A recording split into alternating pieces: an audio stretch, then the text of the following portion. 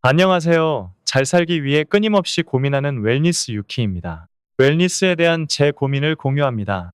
경제적 웰니스는 돈을 많이 버는 이야기가 아니라 돈 때문에 삶이 흔들리지 않게 하는 이야기입니다. 돈은 목적이 아니라 삶의 선택지를 지키기 위한 도구입니다. 오늘은 경제적 웰니스의 12번째 이야기로 저의 사례를 통해 전략의 활용 실전 예시를 살펴보도록 하겠습니다. 제가 운용하고 있는 계좌는 총 5개의 계좌입니다. 일반 계좌, 개인형 IRP, 연금저축펀드, 중개형 ISA 계좌, 금현물 계좌입니다. 이 중 절세 계좌에 대해서만 살펴보겠습니다.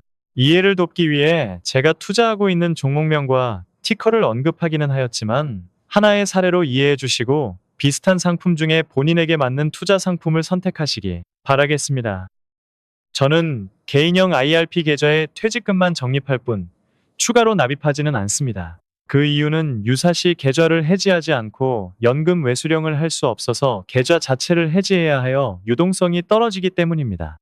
게다가 안전자산 30%의 강제가 있기 때문에 IRP에는 굳이 추가 납입을 하여 운용하지 않습니다. 한편 계좌를 바로 해지하여 퇴직금을 수령하지는 않는 이유는 퇴직소득세를 납부하는 것 자체도 복리를 줄이기 때문에 퇴직 재원에 대해서만 IRP 계좌에서 운용하고 있습니다. 현재 제가 IRP를 통해 운용 중인 자금의 규모는 대략 1,500만 원 정도입니다. 이때 제가 운용하는 데 활용하는 종목을 소개하겠습니다. 먼저 위험자산 70%에 대해서는 코덱스 미국 나스닥 100과 타이거 미국 나스닥 100 H를 투자하고 있습니다. 환율에 따라서 비중을 조절하고 있으며 이번 환율이 올라가면서 5분할하여 달러당 1350, 1400, 1450, 1480, 1,500원의 20%씩의 비중을 옮기고자 계획하였습니다. 현재 환율이 1,480원 선까지 뚫었었기 때문에 환노출 종목 20%와 환해지 종목 80%를 보유하고 있습니다. 환해지 종목을 다시 환노출 종목으로 되돌리는 기준 금액은 달러당 1,350, 1,330, 1,300, 1,270, 1,250원으로 해야겠다 생각하고 있는데 이는 기계적 매매를 위해 잡고 있는 기준일 뿐이고 어떠한 근거가 있는 것은 아닙니다. 그리고 이 계획은 언제든지 수정될 수 있습니다. 다음으로 안전자산 30%에 대해서는 에이스 엔비디아 채권 혼합과 타이거 테슬라 채권 혼합 가치 채권과 미국 기업이 혼합된 종목에 투자하고 있습니다. 이 종목들은 안전자산으로 분류되기 위한 채권 비중을 충족시키면서도 미국 주도주에 대한 노출이 있어서 제가 투자하는 전략이랑 가장 들어맞는 ETF입니다. 현재 저의 IRP 계좌는 타이거 미국 나스닥 100H가 56%, 코덱스 미국 나스닥 100이 14%, 에이스 엔비디아 채권 혼합이 30%의 비중을 차지하고 있다고 이해하시면 되시겠습니다. 다음으로 연금저축펀드에 대해서 살펴보겠습니다. 저는 연금저축펀드의 연간 납입 한도인 1,800만 원을 전액 납입하고 있습니다. 납입하는 시점은 자금이 생기는 대로 넣고 있으며 주로 연말에 자산 배분을 다시 하면서 넣게 되는 경우가 많았습니다. 저는 세액공제를 지금까지 한 번도 받지 않았는데 그 이유는 연금저축을 언제든 일부 인출해 쓸 수 있는 옵션으로 설계했기 때문에 세액공제로 자금을 모으는 대신 과세제 외금액을 키우는 쪽을 우선했기 때문입니다. 이전 전략 영상에서 살펴보았듯이 세액공제를 받고 운용하는 것이 더 유리하려면 세액공제 받은 금액의 수익률이 약 29.94% 이상이어야 합니다. 즉 나스닥 100을 투자하는 경우 3년 이상은 인출하지 않을 금액이어야 유리하다는 결론이 됩니다. 따라서 연금저축의 시드가 더 커져서 과세제외 금액이 충분히 커진다면 경정청구를 통해서 최근 5년간에 못 받은 세액공제를 신청할 예정입니다. 연금저축펀드에서 투자하는 종목은 타이거 미국 나스닥 100과 타이거 미국 나스닥 100H입니다. IRP와 종목의 차이가 발생하는 이유는 자금 규모의 차이 때문에 한 주당 금액이 큰 타이거, 미국 나스닥 100을 매매할 뿐이고 다른 이유는 없습니다. 현재 저의 연금 저축 펀드는 타이거 미국 나스닥 100이 20%, 타이거 미국 나스닥 100H가 80%의 비중을 차지하고 있다고 이해하시면 되시겠습니다. 현재 제가 연금 저축을 통해 운용하고 있는 자금의 규모는 약 3억 7천만 원 정도이며 이 중에 과세제 외금액이 약 2억 2천만 원이고 과세대상 금액은 약 1억 5천만 원입니다. 과세대상 금액 중 세액공제 받은 납입액은 없으며 모두 운용수익으로 구성되어 있습니다. 기타 소득세 16.5%를 기준으로 계산하면 현재 이연된 세금은 약 2,500만 원 정도입니다. 이를 미래에 연금으로 수령하면 5.5%의 연금소득세를 납부하여 세금을 많이 줄일 수 있을 것이며 연금 수령 시 16.5%의 분리과세 혹은 연금 외수령 시 16.5%의 기타 소득세를 납부하더라도 복리의 마법을 오래 유지하는 이득과 미래 시점에서 2,500만 원은 현재 시점의 2,500만 원과 동일 가치가 아닐 것이라는 점에서 이득을 볼 수 있습니다.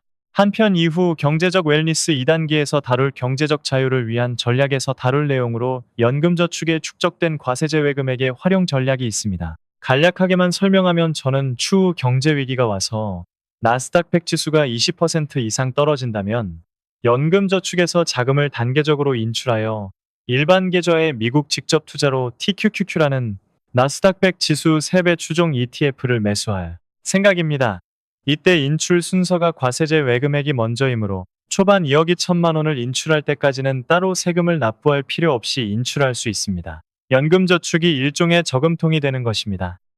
다음으로 ISA 계좌에 대해서 살펴보겠습니다. 저는 ISA 계좌에 연간 납입 한도인 2천만 원을 전액 납입하고 있습니다.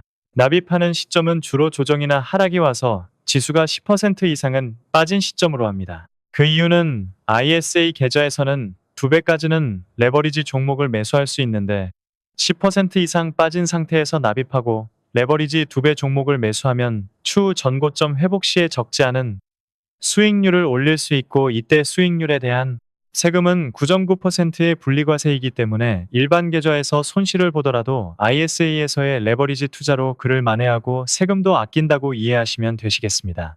ISA 계좌에서 투자하는 종목은 타이거 미국 나스닥 100과 타이거 미국 나스닥 100 H와 타이거 미국 나스닥 100 레버리지 합성과 코덱스 미국 나스닥 100 레버리지 합성 H입니다. 환율의 등락에 대해서 환노출과 환해지의 비율을 조정하고 현재 미국 주식시장의 과열 여부에 따라 레버리지 비율을 조절합니다. 미국 주식시장의 과열 여부를 판단하는 주된 기준은 CNN 피어 앤 그리드 인덱스입니다. 이 지수가 75를 넘어서 극도의 탐욕 단계로 넘어가면 레버리지를 줄이고 이 지수가 25보다 내려와서 극도의 공포 단계로 넘어가면 레버리지를 2배로 올립니다. 이때 나스닥 100을 추종하는 가장 큰 규모의 ETF인 QQQ의 RSI 지표를 보조적으로 활용하기도 합니다. 그 이유는 CNN 피어 앤 그리드 인덱스가 S&P 500을 주로 참조하므로 나스닥 100과는 약간의 차이가 있기 때문입니다. QQQ의 1RSI가 70 이상이라면 레버리지를 낮출 것을 고려하고 1RSI가 30 이하라면 레버리지를 높일 것을 고려합니다.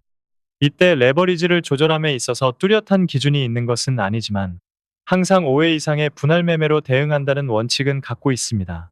지금까지 저의 ISA 계좌에는 6천만 원 납입한 상태이고 의무 유지 기간은 1년 11개월이 남았습니다. 현재 약 6,400만 원 정도의 자금이 운용 중에 있으며 종목 구성은 타이거 미국 나스닥 100의 H가 40%, 코덱스 미국 나스닥 100 레버리지 합성 H가 60%의 비중을 차지하고 있다고 이해하시면 되시겠습니다. 추후 ISA의 의무 유지 기간이 다 되는 2027년 12월에는 ISA 계좌를 해지하고 잔액 전부를 연금 이전 서비스를 신청하여 연금 저축 펀드로 이전할 계획입니다. 이때 과세제외 금액을 최대화하기 위해 세액공제는 받지 않을 계획이며 그 뒤 연금저축펀드에서 동일한 전략으로 투자를 지속할 계획입니다. 저의 절세계좌 운용 전략은 제가 만 28세가 되는 해에 시작했습니다. 만 55세까지 같은 방식으로 이어간다면 총 27년을 운용하게 됩니다. 그 기간 동안 매년 납입 한도를 최대한 채운다고 가정하면 납입 원금은 약 12억이 됩니다. 여기에 연평균 수익률을 5%로 가정해 단순 계산해도 수익까지 포함한 연금저축 평가액이 30억 이상이 될 수 있다고 보고 있습니다. 물론 이는 수익률과 납입 지속 여부에 따라 달라지는 가정이고 실제 결과는 시장 상황에 따라 달라질 수 있습니다. 다만 이런 형태로 자금이 쌓인다면 노후소득 3층 구조에서 2층 사적연금의 기반은 상당히 단단해질 수 있다고 생각합니다. 그리고 여기서 꼭 말씀드리고 싶은 점이 있습니다. 제가 제시한 전략이 모든 사람한테 유효한 전략인 것은 아닙니다. 실제로 개별 주식 투자를 통해 지속적인 큰 수익을 올릴 수 있는 사람이라면 절세 계좌를 활용할 필요가 없습니다. 하지만 저는 스스로 그러한 재능을 갖지 못한다고 판단하였기에 저의 투자에서 가장 중요한 건 단기 성과보다 마찰력을 줄이고 오래 지속하는 구조라고 생각했습니다. 그래서 특별한 재능이나 투자를 위한 시간을 많이 들이지 않더라도 지수 중심의 장기 투자처럼 우상향 가능성이 높은 자산을 꾸준히 가져가는 방식이 현실적인 방안이라고 판단했습니다. 사람마다 납입할 수 있는 기간, 납입할 수 있는 금액, 목표 수익률이 다르기 때문에 연금저축의 목표치는 당연히 달라질 수밖에 없습니다. 제가 운용 규모나 종목, 전략을 공개한 이유는 단지 절세 계좌를 최선을 다해 활용하는 경우에 절세 계좌를 어떻게 쓸 수 있는지 참고가 될 만한 구체적인 예시를 드리고 싶었기 때문입니다. 오늘까지의 내용이 본인의 상황에 비춰 지금보다 낫겠다는 판단이 드신다면 숫자나 종목을 그대로 따라하기보다는 각자에게 맞는 납입 규모와 규칙으로 조정해서 가져가시면 좋겠습니다. 지수 투자를 5년 정도 지속하면서 느끼는 바는 생각보다 많이 지루하고 외롭다는 것입니다. 주위에 재테크 모임을 나가도 온통 개별 주식에 대한 내용이나 특정 섹터에 대한 내용이 주를 이룹니다. 지수 투자를 하시는 분들도 계시지만 지수 투자를 이 정도로 집중하여 하는 경우는 잘 찾아보지 못했습니다. 하지만 우리는 일상을 살아가고 있습니다. 개별 주식의 극심한 변동성을 경험하다 보면 일상을 침범하고 다른 웰니스를 위태롭게 만들 수 있습니다. 때문에 자산은 자본주의 사회의 원리에 맞춰 경제가 성장하는 과정에 올라타 알아서 성장하게 하고 나 자신은 현실의 다양한 웰니스를 챙기면서 사는 것이 보다 잘 사는 것이라 생각합니다.